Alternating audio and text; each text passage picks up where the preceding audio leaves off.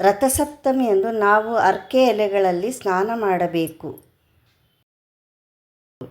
ಅರ್ಕ ಎಂಬುದು ಸೂರ್ಯದೇವನ ಹೆಸರಾಗಿದೆ ಮತ್ತು ಎಕ್ಕ ಎಂಬುದು ಅರ್ಕ ಶಬ್ದದ ತದ್ಭವ ಶಬ್ದವಾಗಿದೆ. ಸೂರ್ಯದೇವ ಆರೋಗ್ಯ ಭಾಗ್ಯ ನೀಡುವವನಾಗಿದ್ದಾನೆ. ರಥಸಪ್ತಮಿಯಂದು ಸೂರ್ಯದೇವನು ರೋಗ ನಿವಾರಕ ಕಿರಣಗಳು ಅರ್ಕಪತ್ರದ ಮೇಲೆ ಬೀಳುತ್ತದೆ.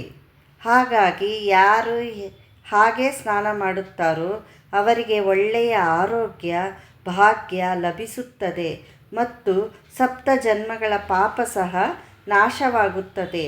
ಅರ್ಕಪತ್ರೆಗಳನ್ನು ತಲೆಯ ಮೇಲೊಂದು, 2 ಹೆಗಲ ಮೇಲೆ ಒಂದೊಂದು, 2 ಮಂಡಿಗಳ ಮೇಲೆ ಒಂದೊಂದು ಮತ್ತು 2 ಪಾದಗಳ ಮೇಲೆ ಒಂದೊಂದು ಇಟ್ಟು ನಾವು ಸ್ನಾನ ಮಾಡಬೇಕು. ಆ ದಿನ ರಥಸಪ್ತಮಿಯಂದು ನಾವು ಪಿತೃಗಳಿಗೆ ತರ್ಪಣ ಬಿಟ್ಟು ಸೂರ್ಯದೇವನನ್ನು ನಮಸ್ಕರಿಸಬೇಕು.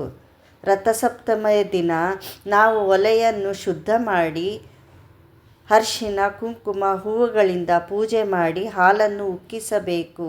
ರಥಸಪ್ತಮಿಯ ದಿನ ನಾವು ಎಲ್ಲ ಒಳ್ಳೆಯದನ್ನು ಮಾಡಿ ಕುಂಬಳಕಾಯನ್ನು ದಾನ ನೀಡಿ ಎಳ್ಳು ಬೆಲ್ಲವನ್ನು ದೇವರ ಮುಂದೆ ಇಟ್ಟು ನೈವೇದ್ಯವನ್ನಾಗಿ ಮಾಡಿ ಪೂಜೆ ಮಾಡಬೇಕು.